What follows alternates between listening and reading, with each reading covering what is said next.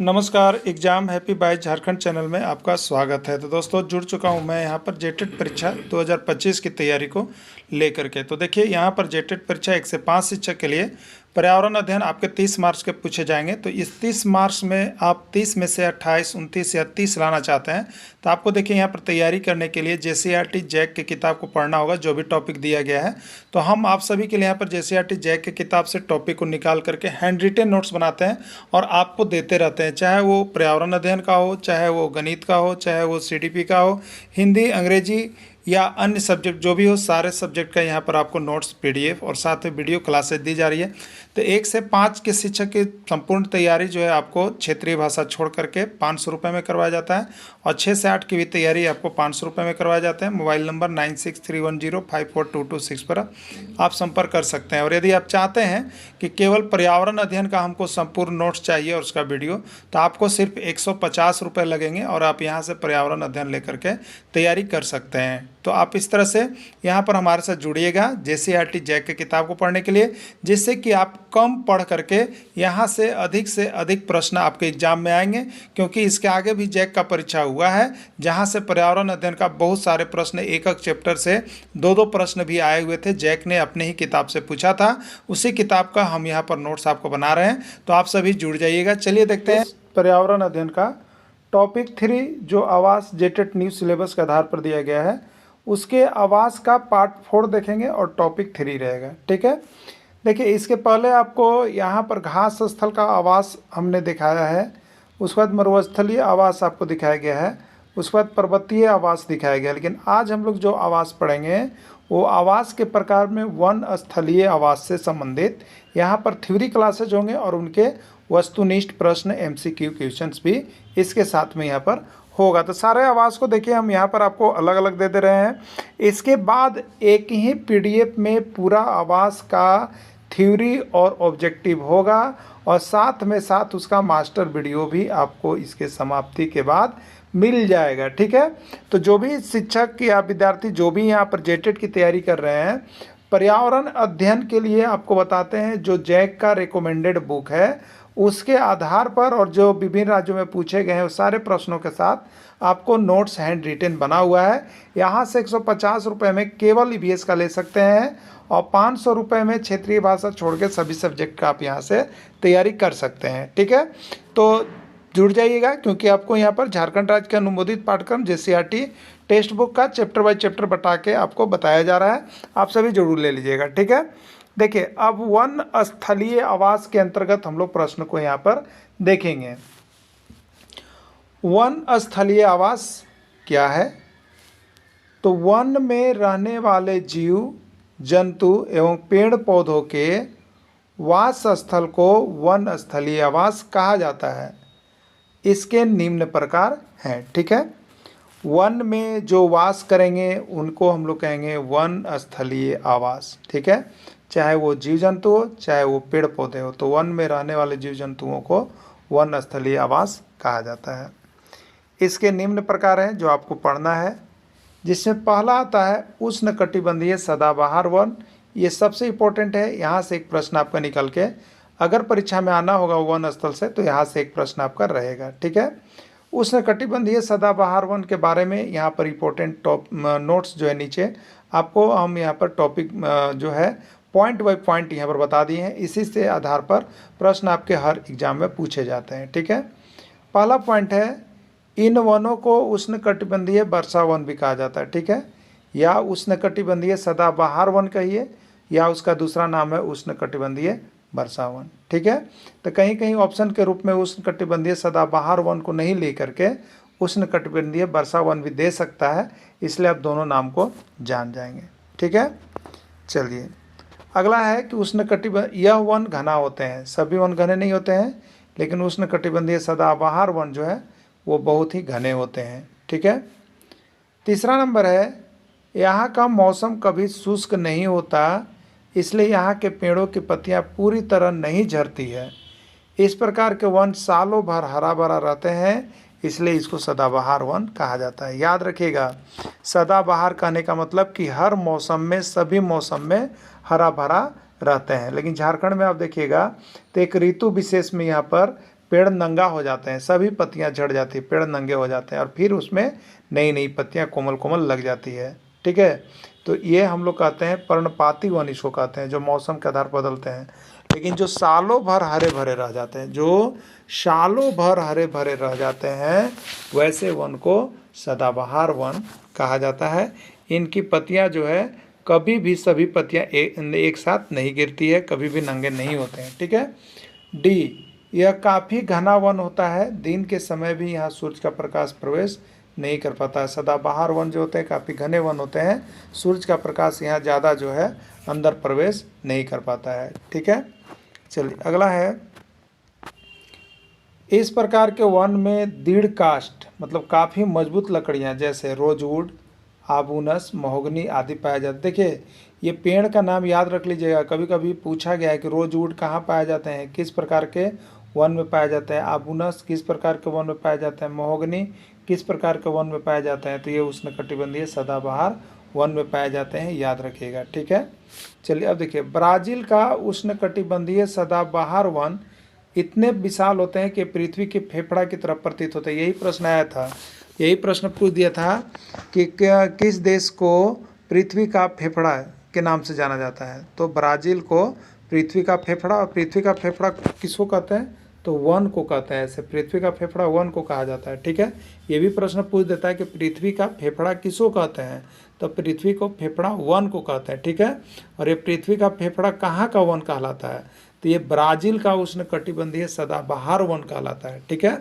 तो पृथ्वी का फेफड़ा कौन सा, तो ब्राज़ील के जगह पर है, और ब्राज़ील का कौन सा वन, तो उष्णकटिबंधीय सदाबहार वन को पृथ्वी का फेफड़ा भी कहा जाता है। क्लियर हो गया होगा आप सभी को। तो ब्राज़ील का उष्णकटिबंधीय सदाबहार वन जो है ये पृथ्वी का फेफड़ा काम करते हैं, और वन जो है पृथ्वी का फेफड़ा की तरह काम करते हैं। पृथ्वी का फेफड़ा क्यों कहा जाता है, तो पृथ्वी का फेफड़ा इसलिए कहा जाता है कि वन जो है वो ऑक्सीजन और कार्बन डाइऑक्साइड का संतुलन बनाए हुए रखते हैं, इसलिए इनको पृथ्वी का फेफड़ा भी कहा जाता है। ठीक है, नेक्स्ट ऑप्शन है, एनाकोंडा विश्व का सबसे बड़ा सांप है, यह उष्णकटिबंधीय वर्षावन या उष्णकटिबंधीय सदाबहार वन में पाया जाता है। यह मगर जैसे बड़े जानवर को भी मारकर खा जाता है। ठीक है, यह मगर जैसे बड़े जानवर को भी मारकर खा सकता है। तो विश्व का सबसे बड़ा सांप एनाकोंडा है, और ये उष्णकटिबंधीय सदाबहार वन या उष्णकटिबंधीय वर्षावन में पाया जाता है।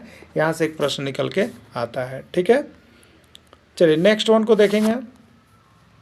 अगला वन होगा आपका उष्णकटिबंधीय पर्णपाती वन। ठीक है, अगला होगा, अभी क्या था, तो उष्णकटिबंधीय सदाबहार वन, यही अभी देखे थे।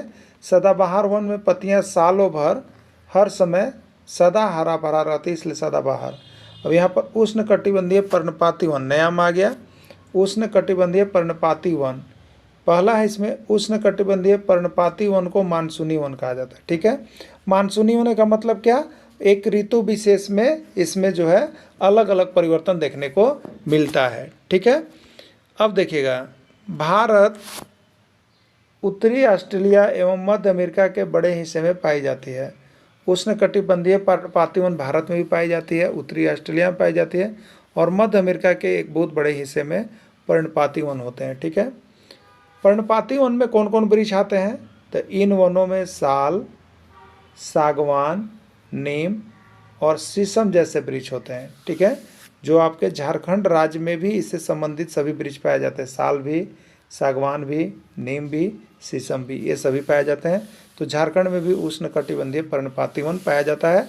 पूछा जाता है कि झारखंड में किस प्रकार के वन पाए जाते हैं, तो आपको लिखना है उष्णकटिबंधीय पर्णपाती वन, क्योंकि ये मानसूनी होते हैं। गर्मी के दिनों में यहाँ पेड़ के पौधों की पत्तियाँ पूरी तरह से झड़ जाती है, और फिर एक महीने बाद फिर इसमें नई पत्तियाँ कोमल कोमल लग जाती है, इसलिए पर्णपाती वन होता है। ठीक है, अगला है, बाघ, शेर, हाथी, गोल्डन लंगूर एवं बंदर जैसे जानवर भी पर्णपाती वन में पाए जाते हैं। क्लियर हो गया। चलिए अब थर्ड प्रकार के वन को देख लेते हैं, शीतोष्ण सदाबहार वन, शीतोष्ण सदाबहार वन। ठीक है, देखिए ये वन देख लेना है, इसका जितना इंपॉर्टेंट पॉइंट बना है वही हमने आपको दिया है। देखिए हमने आपको ऐसा कोई काम नहीं किया है जिससे कि आपको एग्रा वगैरह के बहुत ज़्यादा देखना पड़े और बहुत ज़्यादा यहाँ पर नंबर लाने के लिए मेहनत करना पड़े। केवल इंपॉर्टेंट जितने भी थ्योरी बनते हैं सभी को करा के इसी से जो वस्तुनिष्ठ बना है वो अभी आपको इसके नीचे मिल जाता है, ठीक है। इसलिए इसी तरह का सिर्फ ईवीएस ही नहीं समझिएगा, आपको मैथ का भी बना हुआ है, सोशल स्टडी का भी, साइंस का भी, सब 6 to 10 तक का पूरा आपको हम यहाँ पर कंप्लीट नोट्स बना करके दे देते हैं, ठीक है। और ये आपको JCRT जैक की किताब को बना हुआ है, आप टॉपिक जा करके देख भी सकते हैं, ठीक है। चलिए, शीतोष्ण सदाबहार वन मध्य अक्षांश के तटीय प्रदेश में मिलते हैं।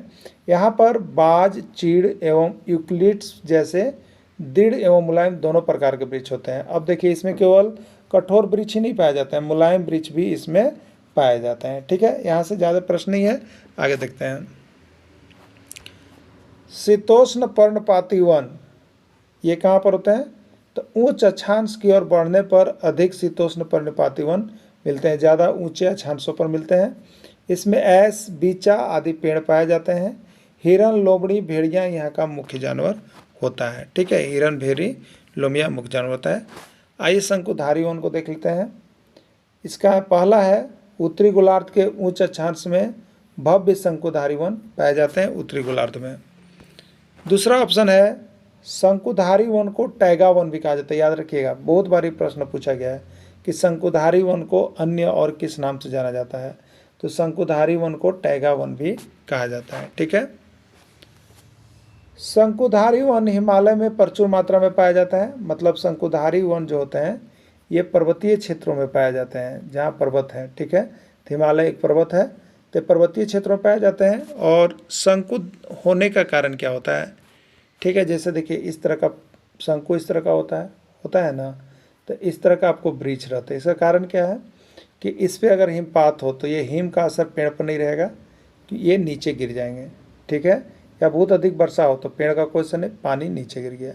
इसीलिए पर्वतीय क्षेत्र में जो होते हैं आपको शंकुधारी प्रकार का वन पाए जाते हैं, और ये हिमालय में प्रचुर मात्रा में पाया जाता है।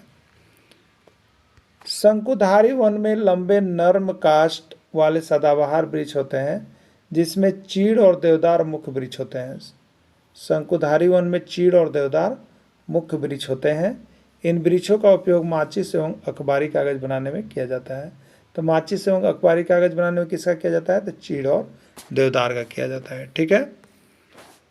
यहाँ के जंतु में देखिए आपको लोमड़ी मिलेगा, याक मिलेगा, ध्रुवीय भालू, क्योंकि ठंडे प्रदेश हैं, ठंडे प्रदेश में याक और ध्रुवीय भालू बहुत ज़्यादा पाए जाते हैं, ठीक है। तो याक और ध्रुवीय भालू पाए जाते हैं, और ये पर्वतीय क्षेत्र में रहने के लिए बहुत ही अच्छा अनुकूलित होते हैं, ठीक है।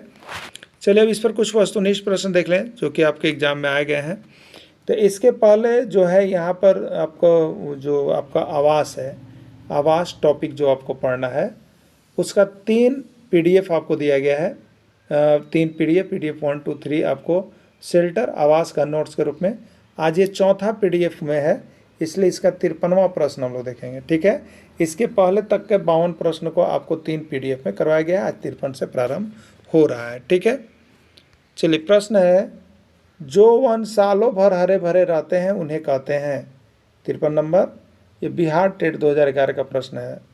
उष्णकटिबंधीय सदाबहार वन, उष्णकटिबंधीय पर्णपाती वन, शीतोष्ण सदाबहार वन, या कोई नहीं, ठीक है। तो उष्णकटिबंधीय सदाबहार वन सालों भर हरे भरे रहते हैं, इसलिए इसको उष्णकटिबंधीय सदाबहार वन कहते हैं। तो यहाँ पर है कि जो वन सालों भर हरे भरे रहते हैं उन्हें क्या कहते हैं?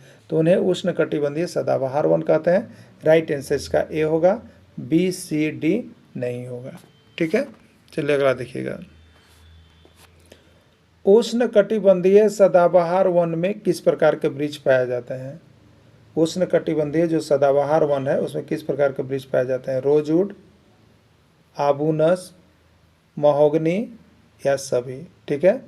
ये उत्तर प्रदेश शिक्षक पात्रता परीक्षा 2014 में आया हुआ प्रश्न था, ठीक है। तो उष्णकटिबंधीय सदाबहार वन में आपको सभी प्रकार के वृक्ष पाए जाते हैं। राइट आंसर इसका डी होगा, ठीक है। अगला प्रश्न है, कौन सा वन पृथ्वी के फेफड़ा की तरफ प्रतीत होता है? कौन सा वन पृथ्वी के फेफड़ा की तरफ प्रतीत होता है? याद रख लीजिएगा, ब्राज़ील का उष्णकटिबंधीय सदाबहार वन, अमेरिका का उष्णकटिबंधीय वन, अफ्रीका का उष्णकटिबंधीय वन या कोई नहीं। ठीक है, ये कहाँ पूछा गया था? तो सीजी टेट 2017 में पूछा गया था। ठीक है, तो कौन सा वन पृथ्वी के फेफड़ा की तरह काम करता है? तो ब्राज़ील का उष्णकटिबंधीय सदाबहार वन जो है पृथ्वी के फेफड़ा की तरह काम करता है। ठीक है, चलिए अगला देखिएगा। विश्व का सबसे बड़ा सांप है एनाकोंडा, अजगर, नाग, कोई नहीं। ये उत्तर प्रदेश शिक्षक पात्रता परीक्षा 2019 का पूछा गया प्रश्न है। आपको यहाँ पर बताया है विश्व का सबसे बड़ा सांप एनाकोंडा है, जो क्या करता है? मगरमच्छ को भी मारकर खा सकता है। एनाकोंडा किस प्रकार के वन में पाए जाते हैं? आपको बताना है कि एनाकोंडा जो है किस प्रकार के वन में पाए जाते हैं। ये रीट 2014 राजस्थान शिक्षक पात्रता परीक्षा 2014 का पूछा गया प्रश्न है। उष्णकटिबंधीय सदाबहार वन में, उष्णकटिबंधीय वर्षा वन पर्णपाती वन में, शंकुधारी वन या कोई नहीं। ठीक है, तो एनाकोंडा जो है ये उष्णकटिबंधीय सदाबहार वन में पाया जाता है। मानसूनी वन किस वन को कहते हैं? मानसूनी वन किस वन को कहते हैं? अभी आप लोग इसके पहले देखे थे फेफड़ा। ठीक है, प्रकृति का फेफड़ा वाला वन किसको कहते हैं? तो उष्णकटिबंधीय सदाबहार वन को, जो ब्राज़ील में है। ठीक है, अब यहाँ पर पूछ दिया कि मानसूनी वंश के नाम से किस वन को कहा जाता है? ये Punjab TET P TET Punjab TET 2018 का प्रश्न है। मानसूनी वन किस वन को कहा जाता है? उष्णकटिबंधीय सदाबहार वन को, उष्णकटिबंधीय पर्णपाती वन को, शीतोष्ण पर्णपाती वन को या कोई नहीं। ठीक है, उष्णकटिबंधीय सदाबहार वन को क्या कहते हैं? तो ये सालों भर इसमें पत्ता रहता है, इसलिए सदाबहार कहते हैं। ये मानसूनी नहीं होती है। उष्णकटिबंधीय पर्णपाती वन जो है ये मानसूनी वन है। यह मानसून आने पर इसकी पेड़ की पत्तियां झड़ जाती है और फिर पेड़ में नए कोमल पत्ते लगते हैं। तो उष्णकटिबंधीय पर्णपाती वन इसका आंसर हो जाएगा। ठीक है, राइट आंसर बी हो जाएगा। उष्णकटिबंधीय पर्णपाती वन में किस प्रकार के वृक्ष पाए जाते हैं? सागवान, नीम, शीशम, कोई नहीं या सभी। ठीक है, तो उष्णकटिबंधीय पर्णपाती वन में सागवान भी होता है, नीम भी होता है, शीशम भी होता है। नहीं, राइट आंसर सभी डी होगा, लेकिन डी में सभी होगा। दो ऑप्शन है, कोई नहीं या सभी, तो सभी आंसर होगा। ये हरियाणा टेट 2014 का आपका आया हुआ प्रश्न है। हरियाणा शिक्षक पात्रता परीक्षा 2014 में पूछा गया था। ठीक है, और इसी तरह से यहाँ पर झारखंड के एग्जाम पूछा गया है कि झारखंड में किस प्रकार के वन पाए जाते हैं। ठीक है, झारखंड में तो ये पेड़ सागवान आपको झारखंड में देखने को मिलता है, नीम भी मिलता है, शीशम मिलता है। यानी उष्णकटिबंधीय पर्णपाती वन जो है आपको झारखंड में भी देखने को मिलता है। ठीक है, अगला है गोल्डन लंगूर या बंदर किस प्रकार के वन में पाए जाते हैं? यूपी टेट 2016 उष्णकटिबंधीय सदाबहार वन, पर्णपाती वन, शीतोष्ण कोई नहीं। तो ये उष्णकटिबंधीय पर्णपाती वन में पाए जाते हैं। ठीक है, अगला है शंकुधारी वन किस प्रकार के क्षेत्र में पाए जाते हैं? मरुस्थलीय, दलदली, पर्वतीय, कोई नहीं। उत्तराखंड टेट यूटेट 2017 मतलब उत्तराखंड शिक्षक पात्रता परीक्षा 2017 का पूछा गया प्रश्न है। ठीक है, तो शंकुधारी वन हिमालय में पाया जाता है और हिमालय क्या है? पर्वतीय क्षेत्र है, इसलिए पर्वतीय क्षेत्र में शंकुधारी वन पाए जाते हैं। इसका कारण क्या होता है? तो शंकुधारी होने के कारण यहाँ पर बर्फबारी बहुत ज़्यादा होती है, तो बर्फ़ के जो ढेले होते हैं वो नीचे आ जाते हैं। ठीक है, और वर्षा का पानी जो इस पर ज़्यादा नहीं जम पाता है, ज़मीन में आ जाता है। इस कारण से ये शंकु आकार के पाए जाते हैं। ठीक है, तो यहाँ पर आपने 61 नंबर प्रश्न तक देखा और नीचे उसका देखिए आंसर शीट PDF में दिया हुआ रहता है। तो आप सभी जो भी अभी नए देख रहे होंगे वीडियो को, आप ज़रूर जुड़ जाइएगा। आपको सभी चीज़ का नोट्स PDF बना हुआ तैयार है। आप यहाँ से साथ में तैयारी भी कर सकते हैं सिर्फ और सिर्फ 500 रुपये में। धन्यवाद।